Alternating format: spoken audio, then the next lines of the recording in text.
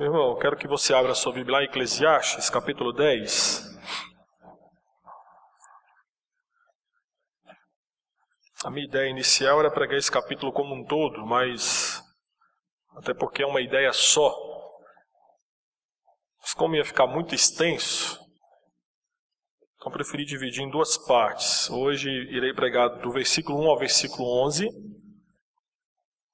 e depois do versículo 12 ao versículo 20. Estamos caminhando já para os últimos instantes do livro de Eclesiastes. Desde o ano passado nós estamos expondo esse livro.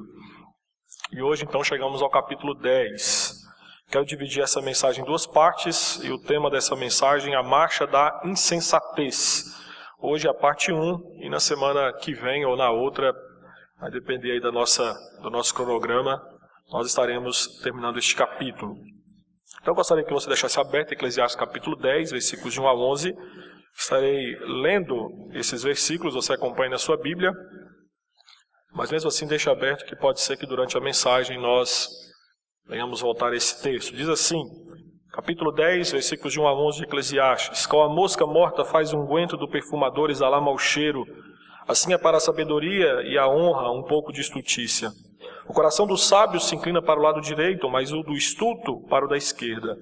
Quando o tolo vai pelo caminho, falta-lhe o entendimento, e assim a todos mostra que é estulto.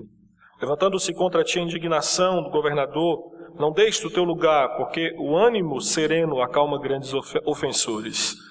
Ainda há um mal que vi debaixo do sol, erro que procede do governador. O tolo posto em grandes alturas, mas os ricos assentados em lugar baixo. Vi servos a cavalos e príncipes andando a pé como servos sobre a terra. Quem abre uma cova, nela cairá, e quem rompe o muro, mordê-lo-á uma cobra.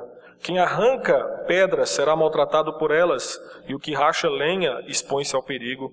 Se o ferro está embotado e não se lhe afia o corte, é preciso redobrar a força, mas a sabedoria resolve com bom êxito. Se a cobra morder antes de estar encantada, não há vantagem no encantador. Oremos mais uma vez. Senhor, nós nos colocamos de forma reverente diante da Tua presença, diante da Tua palavra, e a nossa oração é que o Senhor incline os Teus ouvidos para aquilo que o Teu povo tem feito neste local, nesta manhã, e mais uma vez que o Teu Santo Espírito possa, através da Tua palavra, iluminar os nossos corações e falar as nossas vidas como o Senhor o tem feito até hoje. Dependemos de Ti e confiamos no Senhor, não apenas para entender a Tua palavra, mas também para aplicá-la no nosso viver diário. Essa é a nossa oração em nome de Cristo Jesus. Amém. Sim. Meus queridos, em 1984, a historiadora americana Barbara Tuchman lançava o seu livro A Marcha da Insensatez. E neste livro, Bárbara oferece ao leitor uma rigorosa pesquisa sobre 4 eventos importantes na história da humanidade: a Guerra de Troia, a Reforma Protestante, a independência dos Estados Unidos e a Guerra do Vietnã. A mesma, nesse livro, examina esses 4 eventos, expondo aquilo que os une: a insensatez dos governos, organizações e pessoas. Na obra, Bárbara usa exemplos de como a cegueira dos governantes ao longo da história da humanidade os fez tomar atitudes autodestrutivas para suas nações. Ela ainda identifica a causa fundamental dessas atitudes: a impotência da razão ante os apelos da cobiça, ambição egoísta e, acima de tudo, da covardia moral. Porém, essa marcha da insensatez não é apenas um registro dos livros de história. Ela continua a correr todos os dias ao longo da história. A insensatez tem levado o planeta Terra a grandes guerras, conflitos, desastres. Tudo isso por causa da ambição de governantes que pensam mais em ter ao invés de investir no ser e bem-estar do seu povo. Aqui no Brasil, por exemplo, a marcha da insensatez vem sendo liderada pelo Planalto Central. Estamos inseridos em um país que tem sido governado por um grupo de políticos, e é independente do partido, movido exclusivamente pelo objetivo de permanecer no poder, podendo assim institucionalizar a corrupção. e a julgar pelos últimos eventos, delações, decisões do judiciário, podemos afirmar que o Brasil trilha a passos largos a marcha da insensatez. E é importante explicar que em Eclesiastes, o insensato, e que nesse texto é relatado como o estulto, o tolo, é aquele que gera desordem com o que faz. É aquele que deveria ajudar, mas com suas ações, conscientes ou não, atrapalha tudo e atrapalha todos. A insensatez pode ser visualizada não apenas com governantes, mas com o chefe, com o inquilino, com o vizinho de casa e por aí vai. A verdade é que, às vezes, os insensatos não são os outros. Os insensatos somos nós mesmos. Porque, como Eclesiastes nos mostra, a insensatez gosta de atacar qualquer pessoa. Porém, no livro de Eclesiastes, na hora de retratar, de exemplificar a insensatez, Salomão escolheu falar sobre os reis, sobre os governantes, sobre os poderosos. No capítulo 10, capítulo esse que nós começamos hoje a expor, Salomão trata do governador que despreza a sabedoria e tropeça na própria tolice. Por isso, ele causa muito mal àqueles que estão debaixo da sua autoridade. Assim, no capítulo 10, Salomão vai nos mostrar como que a insensatez se revela através daqueles que governam o povo. E aí, nos versículos de 1 a 3, eu quero levantar com você o primeiro ponto, para te mostrar como que a insensatez, ela se revela. Ela se revela ou ela se manifesta afastando-se da sabedoria. Versículos de 1 a 3, uma tradução literal do versículo 1, que é um dos versículos mais estranhos das Escrituras Sagradas, diz: moscas moribundas fazem com que cheire mal, que fermente o óleo do perfumista. Um pouco de insensatez é de mais peso que a sabedoria, que a honra. Aqui o sábio ilustra a ação do insensato. Ele vai dizer que uma só mosca é capaz de estragar todo o frasco de um perfume valioso. Então ele vai dizer que o mesmo faz a insensatez com a sabedoria. E o interessante nessa ilustração é o poder do menor sobre o maior. Isto é, um pequeno erro faz com que o mau cheiro da insensatez sobrepuje a excelente fragrância da sabedoria. E aí nós podemos nos lembrar de algumas histórias que às vezes nós conhecemos ou até mesmo fazemos partes. Quantas pessoas perderam a reputação por 15 minutos de insensatez? Quantos lares foram destruídos porque um dos membros, em um leve desatino tolo, de poucos minutos colocou tudo a perder? Quantas vidas desfeitas por causa de mais um gole tolo em um balcão de um bar? O sábio está chamando a atenção para o fato de que a insensatez, embora seja insignificante, tem graves consequências. Isto é, grandes quedas começam com um simples escorregão. Um pequeno buraco no caráter hoje pode amanhã se tornar uma erosão do mesmo. A insensatez, segundo o texto, exala mau cheiro, no sentido de que a insensatez não passa desapercebida aos olhos dos homens. É mais ou menos a ideia de você estar saindo de casa com a roupa branca e de repente você, sem querer, como foi na semana passada, a lei de Murphy, você acaba derramando café na sua roupa branca. Experimente sair de casa com a roupa branca com uma mancha gigantesca de café. Logo, logo, todo mundo estará reparando em você por onde quer que você passe. É mais ou menos isso que Salomão está nos ensinando aqui. Um pequeno ato insensato tem mais impacto sobre as pessoas do que a sabedoria de um homem. E observe como que isso funciona na prática. Nós temos a mania de lembrar muito mais dos fracassos do que das realizações de um homem. Um homem pode ter vencido 1000 obstáculos, mas se fracassou em um, logo, logo nós iremos lembrar muito mais do seu único fracasso do que das suas inúmeras e incontáveis vitórias. Entretanto, esta distinção do sábio e do insensato, ele vai nos mostrar que não é apenas por conta de uma mosca, e aí a comparação que ele faz no versículo 1, mas se dá também pelos caminhos opostos que se seguem, como ele vai nos mostrar no versículo 2.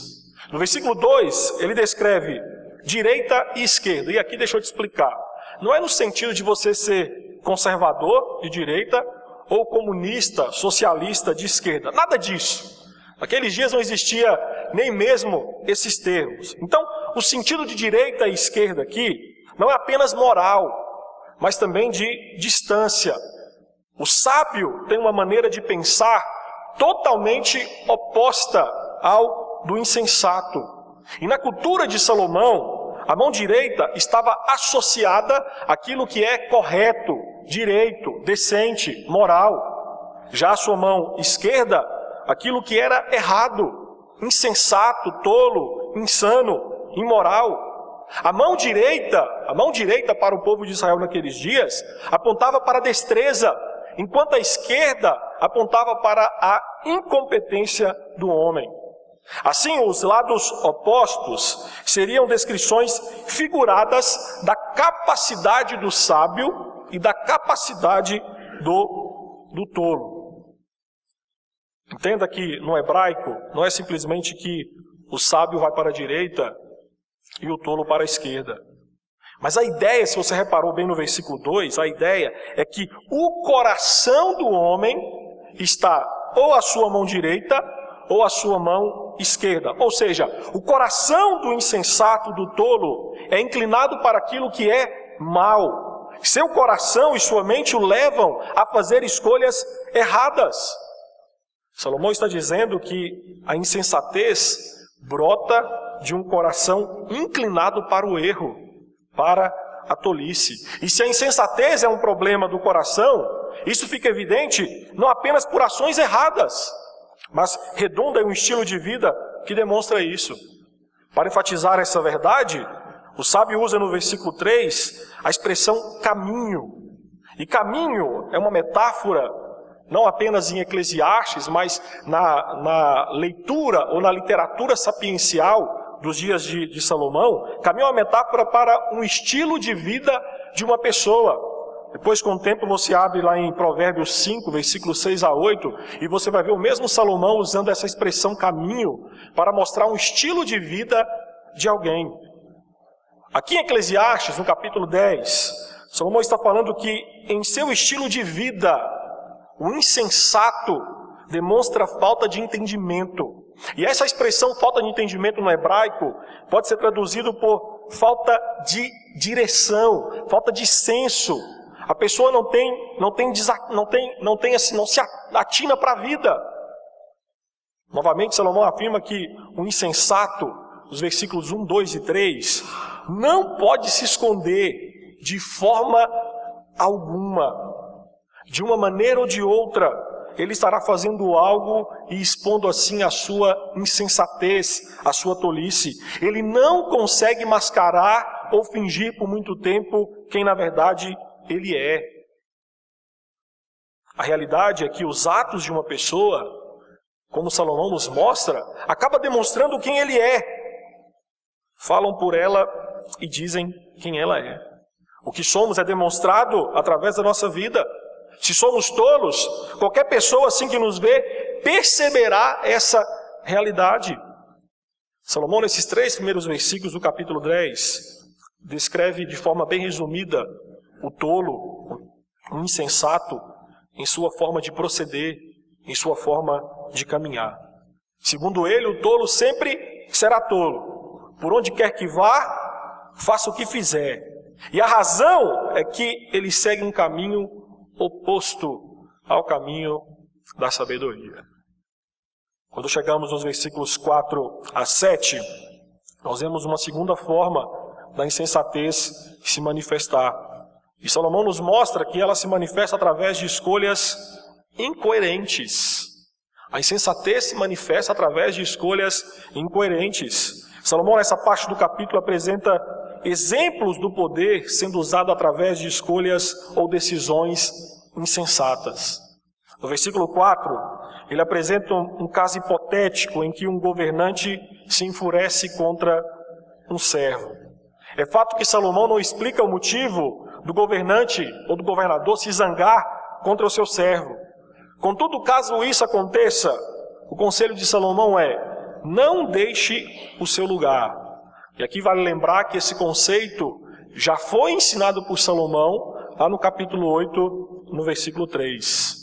E vale relembrar que sair do posto pode ser visto como uma insubordinação, o que naquele dia poderia ser punido com a morte. Assim, o conselho de Salomão é que o servo deve agir calmamente, mantendo a cabeça no lugar, do que se revoltar contra uma autoridade agindo de forma insubordinada. E aqui eu sei que é bem verdade que às vezes ficamos indignados ao olhar para o nosso país e ver um senador da República, como Aécio Neves, por exemplo, citado e investigado na Operação Lava Jato, sendo liberado por um juiz para exercer o seu mandato tranquilamente.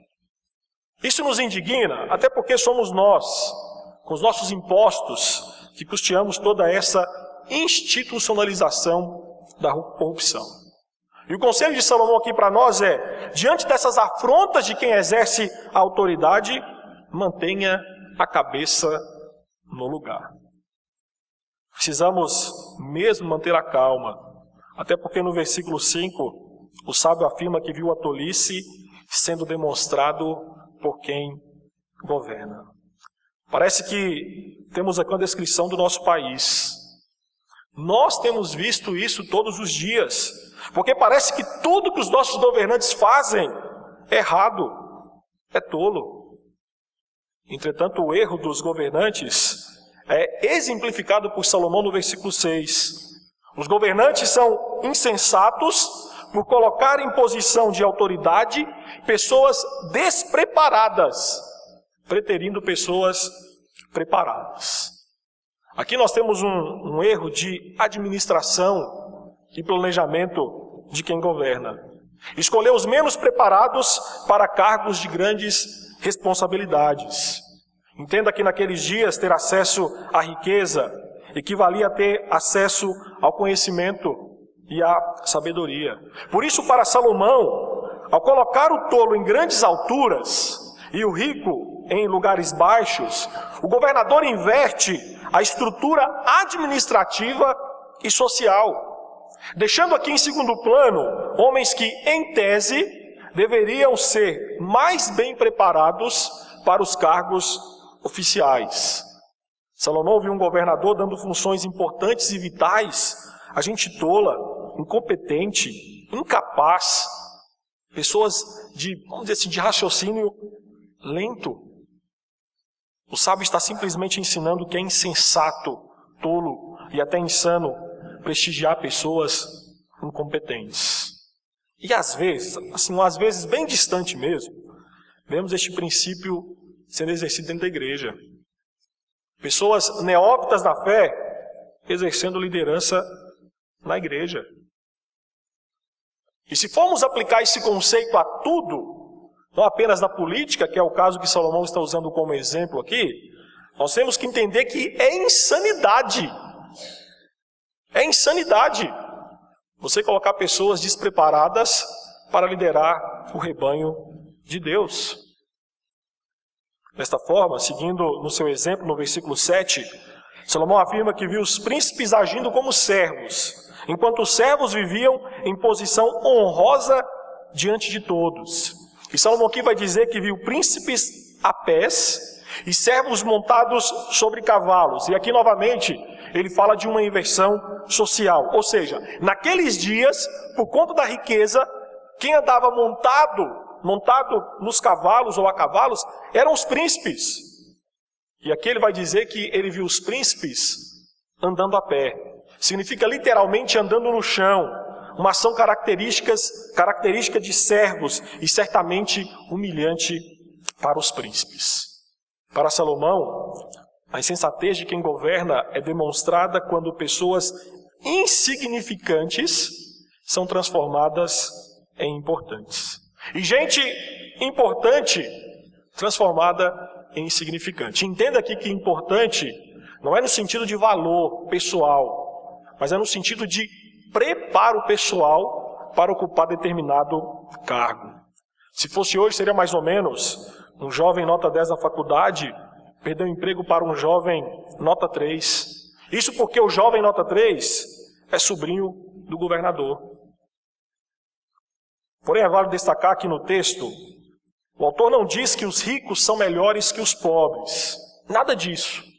Salomão está apenas enfatizando que um dos benefícios da riqueza naqueles dias, e hoje também não é diferente, é uma melhor educação e melhor preparo. Salomão afirma que alguns homens são nobres e outros não. E tentar mudar essa ordem social, segundo Salomão, é tolice. Entenda que não é que exista um karma. Salomão não está falando de karma. Olha, você nasceu pobre, você vai ter que ser pobre o resto da sua vida. Nada disso. Salomão está apenas nos mostrando que uma sociedade igual, neste mundo caído, quebrado em que nós vivemos, jamais acontecerá. Nós podemos até mesmo tentar amenizar as distâncias sociais, culturais, materiais entre ricos e pobres, mas jamais iremos erradicá-las. E o homem tem mostrado a sua insensatez desde a Revolução Francesa, lá no século XVIII, quando tem lutado por uma ideia de sociedade igual, igualitarismo. E eu quero ler para você o conselho de um escritor cristão chamado Douglas Wilson, que vale a pena levarmos em consideração. Diz ele: a insensatez do igualitarismo é a fonte principal dos ismos modernos: feminismo, socialismo, fascismo, racismo, comunismo. Como bem disse o poeta, mantenha a distância de todos os ismos, com exceção do iatismo. O sábio simplesmente nos ensina que neste mundo caído, algo sem sentido é a insensatez dos governantes escolhendo pessoas incompetentes para cargos importantes. Parece que Salomão vivia no Brasil, não? Chegamos nos versículos 8 a 11. É uma terceira maneira da insensatez se manifestar. E Salomão aponta para a ideia que a insensatez se manifesta através de ações improdutivas. Versículos de 8 a 11. Salomão usa uma estrutura que nós chamamos de quiasmo ou quiástica nessa parte do texto. Se você observou bem, ele cita nos versículos extremos, versículo 8 e 11, cobra. E nos versículos de dentro, os versículos internos, versículos 9 e 11, ele usa a figura do machado e de quem racha a lenha. Esses versículos ou essa estrutura podem ser interpretadas no sentido de que as habilidades de uma pessoa não é garantia de sucesso, como nós mostramos na última mensagem de Eclesiastes. Todavia, eu creio que interpretá-las dentro de uma estrutura de poder, de governo, seja mais coerente com o capítulo como um todo. Assim, então, para enfatizar que em um contexto de intrigas e cobiça nas altas esferas do poder, algumas atitudes políticas espertas podem ser tolice, pois colocam a vida da própria pessoa em risco. Quem faz uma arapuca pode ficar preso nela. Quem monta uma forca pode acabar sendo enforcado com a própria corda. Muitas vezes quem traça planos malignos contra os outros vê seus planos virados contra si mesmo. Isso porque os planos maliciosos dos homens podem ter um resultado diferente do que eles haviam planejado. Vale lembrar um exemplo bíblico disso, no livro de Esther. Quando você lê aquele livro, você vai ver que um homem chamado Ramã morreu na forca que ele mesmo havia preparado para Mordecai. De forma bem sucinta, o princípio por trás dos versículos 8 e 9 é que quem brinca com fogo pode se queimar, ou quem provoca um touro pode ser chifrado por ele. Ou seja, o resultado de ações insensatas pode ser algo que você queria que acontecesse aos outros, mas aconteceu a você. Eu lembro, estudando esse texto, me fez lembrar da minha infância. Quando criança, na casa da minha avó materna, havia um monte de areia no quintal, que minha avó colocou ali para que os netos pudessem brincar. E eu e meus primos mais novos tínhamos uma mania de cavar um buraco na areia, tampávamos com com aquele saco de pano, jogávamos a areia por cima e chamávamos alguém. A pessoa passar ali e cair naquele buraco. E às vezes chamávamos os nossos primos mais velhos. Os nossos primos eram mais espertos do que nós. Geralmente, ou eles nos jogavam dentro do buraco, ou eles criavam alguma situação para que nós nos esquecêssemos que havíamos feito uma armadilha e então vínhamos a cair ali dentro. O sábio explica que às vezes planos maquiavélicos se voltam contra os seus mentores. Entretanto, a insensatez é improdutiva não apenas porque faz o que é errado, bem como não faz o que precisa ser feito. Algumas versões do versículo 10 trazem a palavra machado em lugar de ferro. E aí então nós podemos entender que, de fato, no hebraico, a ideia é que se está falando de um machado de ferro. E naqueles dias, o machado de ferro era algo bastante usual, bastante utilizado. Mas tinha um problema com esse tipo de machado. O machado de ferro perde o seu corte mais rápido, tornando o trabalho quase que impossível sem que seja afiado novamente. Quando o seu corte fica cego, é preciso muita força e desgaste, como Salomão nos fala, para executar a tarefa de cortar a madeira. O sábio está explicando que é tolice, é insensatez iniciar trabalhos que não passaram por uma análise prévia sobre suas necessidades a fim de se tomar as devidas providências preparatórias. Tentar alguma atividade sem um material adequado, segundo Salomão, é frustração na certa. É como trabalhar com um machado cego. O princípio ensinado por Salomão é que é impossível você pensar em construir uma casa sem antes analisar os custos, o material que será utilizado, os profissionais que irão construí-la. E aqui, pensando em um contexto de governo, e governo brasileiro, parece que temos muitos machados cegos, ocupando os cargos mais altos do poder da nossa nação. E não é só isso, mas parece que suas ações para amenizar a crise política que passamos é igual querer cortar uma árvore jequitibá com um machado cego. Assim sendo, Salomão destaca que enquanto um insensato faz pouco caso de suas ferramentas, o sábio se prepara bem.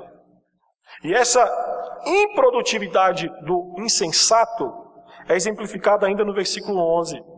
Salomão vai dizer que é inútil o encantador de cobras que é picado por elas. Nós bem sabemos, nós não sabemos, né? Porque nós não somos encantadores de cobras. Nós temos a noção que um descuido do encantador de cobras é fatal. Porque o mesmo pode ser picado por elas. E isso aponta para duas realidades. A primeira é que o despreparo para certas atividades podem ser fatais. Pense comigo. Pense em um médico despreparado. O resultado vai ser um diagnóstico errado. Pense em um advogado totalmente despreparado. É bem provável que todos os seus processos serão errados. Pense no aspecto da teologia. Alguém que é despreparado teologicamente, ensinando outros teologia, é bem provável que vai redundar em uma espiritualidade errada. E algo que é interessante de se observar em nosso país, partindo desse texto, é que a maioria dos cristãos não tem coragem de seguir o diagnóstico de um médico sem formação. Não tem coragem de seguir as diretrizes jurídicas de um advogado sem formação. Não tem coragem de pegar a planta de um engenheiro ou arquiteto sem formação. Mas de um pastor sem formação, sem problema.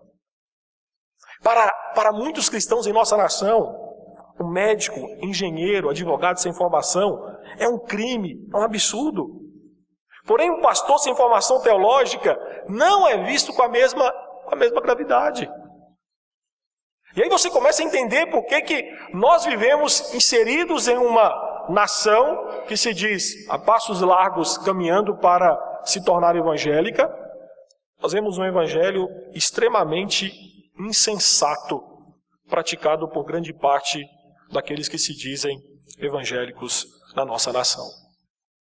A segunda realidade do versículo 11 é que a pessoa pode ter habilidades, mas se falhar em um ponto que seja vital, os sucessos anteriores não adiantarão muito. Posso dar um exemplo prático para você. Pense em um piloto de avião. Se em uma aterrissagem ele falhar, é bem provável que as 500 anteriores não terão adiantado nada. Deste modo, Salomão está explicando que cedo ou tarde, as ações improdutivas do insensato serão reveladas.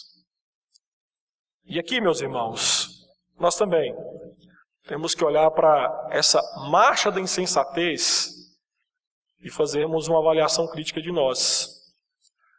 É bem verdade que nós, quando lemos esses 11 versículos, e na próxima mensagem iremos terminar esse capítulo, nós temos que entender que muitas vezes nós trilhamos também essa marcha da insensatez.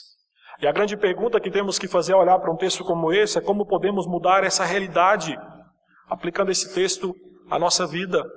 E a minha função é te ajudar com isso, e eu quero pensar com você em 3 formas práticas de como podemos aplicar esse texto à nossa vida, nos ajudando a fugir dessa marcha da insensatez que muitas vezes nós estamos trilhando.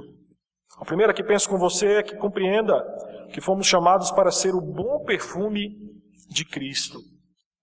Na argumentação de Salomão, lá no versículo 1, uma mosca ao cair em um vidro de perfume vai ficar lá se debatendo até morrer, exalando mau cheiro, estragando assim o frasco de perfume.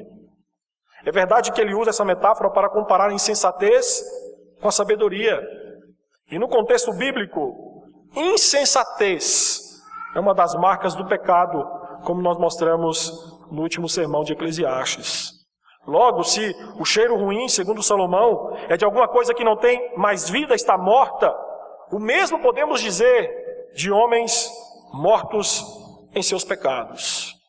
Longe de Cristo, o homem em pecado é como uma mosca morta, exalando mau cheiro por onde ele passa.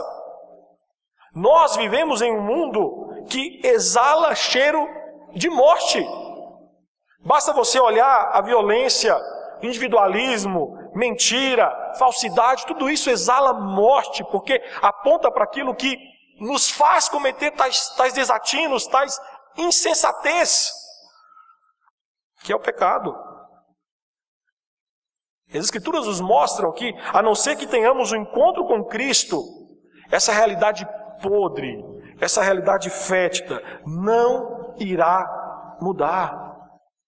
Paulo em 2 Coríntios, capítulo 2, versículos 14 e 15, afirmou que graças, porém, a Deus, que em Cristo sempre nos conduz em triunfo, e por meio de nós manifesta em todo lugar a fragrância do seu conhecimento, porque nós somos para com Deus o bom perfume de Cristo, tanto nos que são salvos, como nos que se perdem. Paulo nos mostra que o cristão é o bom perfume de Cristo, isto é, por meio de Cristo e através de Cristo, o cristão passa a exalar vida e não morte.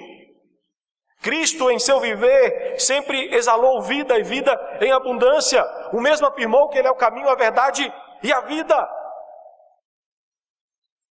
Contudo, hoje nós, os cristãos, nós somos chamados de o bom perfume de Cristo, manifestando em todo lugar a fragrância do seu conhecimento salvador e redentor.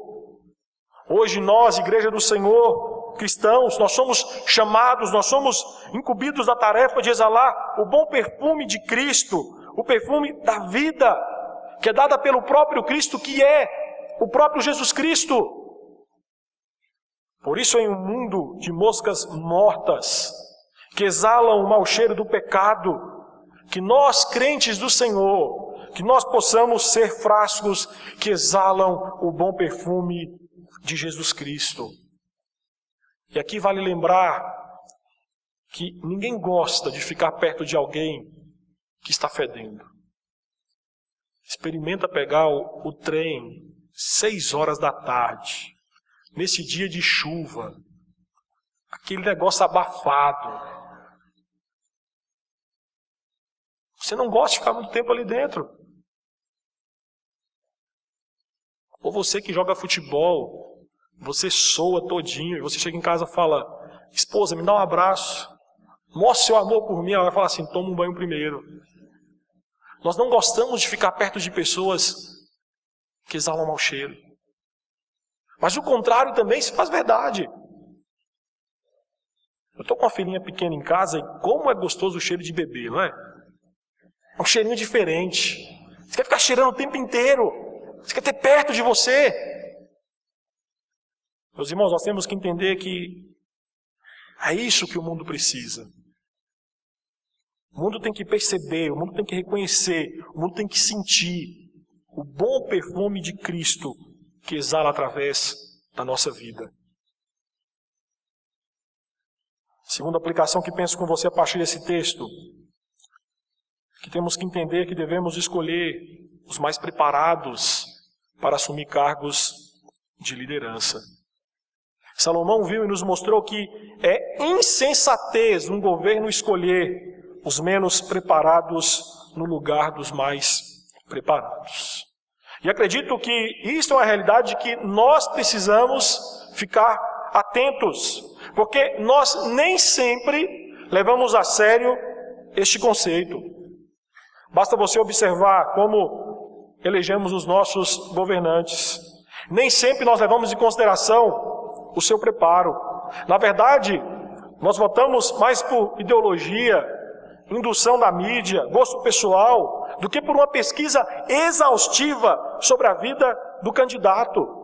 E sendo mais sincero ainda, o Brasil é um país em que os políticos não têm a educação que deveriam ter para assumirem o cargo que eles ocupam. Se você tiver paciência, estômago para isso, eu te desafio a assistir TV Senado. Mais do que isso, assista a TV Câmara. E logo, logo você vai ver algum bate-boca entre os políticos com a frase: Vossa Excelência é um grande idiota. E o outro responde: desculpe, Vossa Excelência é mais do que eu. E aí começa uma bagunça terrível. Os nossos políticos são descontrolados, sem vocabulário, sem educação para o cargo que ocupam. Vou lembrar aqui para você, lembra ano passado, a votação do impeachment da ex-presidente Dilma? Você lembra? Foi em rede nacional. Eu me lembrei da época do programa da Xuxa, que a pessoa falava: você quer mandar um beijo para quem? Para meu pai, para minha mãe? Olha para você ver, o deputado Lázaro, do PSC da Bahia, quando foi dar o voto de sim ou não, assim como todos os deputados que ali estavam presentes, citou uma frase antes, e a frase dele foi: a soberba procede à queda. Já o deputado do PSDB do Goiás, Fábio Souza, bradou: pela minha família, pelos meus filhos, Estevão, Amanda, pela minha esposa, pelo meu país, pelo meu estado do Goiás, pelo futuro do Brasil, eu digo sim. E eu estava lendo que foi tão absurdo aqueles comentários, que teve um deputado que mandou um abraço para a esposa e para a amante. Precisamos entender que um político eleito representa todos os eleitores que votaram nele. Logo, se ele é mal preparado, todos os seus eleitores cidadãos brasileiros serão mal representados. Às vezes parece que um político no Brasil também não tem a noção que ele representa o povo que votou nele. E também nós, eleitores, nos esquecemos que eles nos representam. E você fala: política não tem nada a ver com espiritualidade. Tem. Lógico que tem. Olha Salomão nas Escrituras falando sobre política. O grande problema nosso é que nós, como cristãos, pensamos que política é uma coisa assim: deixa de lado. Deixa que o diabo toma conta. Política, religião e futebol não se discute. Lógico que se discute. A nossa fé, ela é integral.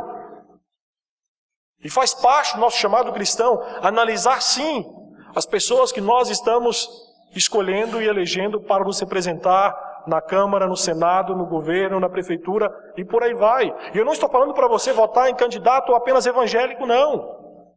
Até porque a bancada evangélica brasileira é uma das piores da nossa nação. O que Salomão está nos levando a pensar é que devemos sim analisar e ver e escolher as pessoas mais preparadas e capacitadas para ocupar alguns cargos. E eu quero ir mais além nessa aplicação, falando para você que essa triste realidade de escolher pessoas despreparadas para cargos de liderança, para cargos importantes, não é apenas no aspecto político, não. Isso também assombra a igreja do Senhor Jesus Cristo. Muitos são os pastores, presbíteros, diáconos, professores de escola dominical, músicos, sem preparo algum para o cargo que ocupa. E dizem, olha, para Deus tudo vale. Não, para Deus tudo vale não. Esse aspecto pragmático não funciona no que diz respeito à espiritualidade sadia, à espiritualidade cristã. Sabe por quê? Porque a falta de preparo de alguns líderes redunda, por exemplo, em igrejas com teologias espúrias, com músicas sofríveis, tanto na métrica, ritmo, como na teologia, alunos e membros sem profundidade bíblico-teológica. Precisamos levar mais a sério a forma que escolhemos os líderes de nossas igrejas. Precisamos levar mais a sério o modelo da igreja primitiva, por exemplo. Lá em Atos 6, 4 e depois 3, 12, ensina que devemos escolher nossos líderes debaixo de oração e jejum. E esses homens, ao serem escolhidos, são separados para a oração e o ministério da palavra, por exemplo. Temos que levar em consideração a recomendação de Paulo a Timóteo, 1 Timóteo 5,17. Devem ser considerados merecedores de dobrados honorários os presbíteros que presidem bem, com especialidade os que se afadigam na palavra e no ensino. E aqui eu não estou dizendo que para você ocupar cargo de liderança na igreja você tem que fazer um seminário teológico, não é isso. Mas o que se espera de líderes cristãos é um zelo pela palavra de Deus. É um aprofundamento nas doutrinas que nós defendemos, que nós pregamos, que nós professamos, que nós ensinamos. O conselho que Salomão nos dá aqui é que possamos fugir da insensatez de colocar líderes sem preparos para conduzir todo e qualquer tipo de trabalho em que nós estamos envolvidos, principalmente no que diz respeito à obra do Senhor. E a última aplicação que penso com você, e assim termino esse sermão, a partir desse texto. Nunca se esqueça que na volta de Jesus Cristo seremos separados entre direita e esquerda de Cristo. Salomão ensinou que o insensato, o tolo, segue o caminho da esquerda, enquanto o sábio o da direita. Naquela cultura, como já falamos, significava caminhos opostos. O sábio seguia o que era certo e o tolo seguia o que era errado. Na verdade, quando aplicamos ou estudamos este conceito ao longo das Escrituras, iremos notar que existe uma distância nos caminhos trilhados pelo aquele que serve o Senhor, bem como por aquele que não serve. O Salmo 1, versículo 1, por exemplo, ensina que bem-aventurado o homem que não anda no conselho dos ímpios, nem se detém no caminho dos pecadores. Jeremias 21:8 explica que existem dois caminhos, o caminho da vida e o caminho da morte. O próprio Jesus Cristo, em Mateus 7, 13 e 14, que nós lemos a liturgia, disse: entrai pela porta estreita, larga é a porta e espaçoso o caminho que conduz para a perdição. E são muitos os que entram por ela, porque estreita é a porta e apertado o caminho que conduz para a vida, e são poucos os que acertam com ela. Jesus explicou que existe sim uma diferença no caminho, no estilo de vida entre um cristão e um ímpio. O caminho trilhado pelo cristão, por ser verdadeiro, segundo Jesus Cristo, não é fácil, diferente do caminho trilhado pelo ímpio, que é errado e é mais tranquilo.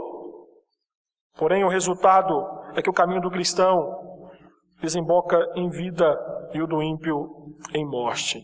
E nesse sentido, vida e morte é um aspecto ainda mais amplo, porque na volta de Jesus Cristo seremos colocados do lado de Cristo, e o lado que andamos aqui, agora, será o qual estaremos. Mateus 25, 31 a 33, Jesus Cristo disse: quando vier o Filho do Homem na sua majestade, e todos os anjos com ele, então se assentará no trono da sua glória, e todas as nações serão reunidas em sua presença, e ele separará uns dos outros, como o pastor separa os cabritos as ovelhas, e porá as ovelhas à sua direita, mas os cabritos à sua esquerda. E a sentença que ele vai dar, ainda no capítulo 25, no versículo 41, então o rei dirá também aos que estiverem à sua esquerda: apartai-vos de mim, malditos, para o fogo eterno, preparados para o diabo e seus anjos. A pergunta que faço para você nessa manhã: de que lado você tem andado? De que lado você tem andado? Mais do que isso, de qual lado, nesse grande dia, você quer estar? De qual lado você está?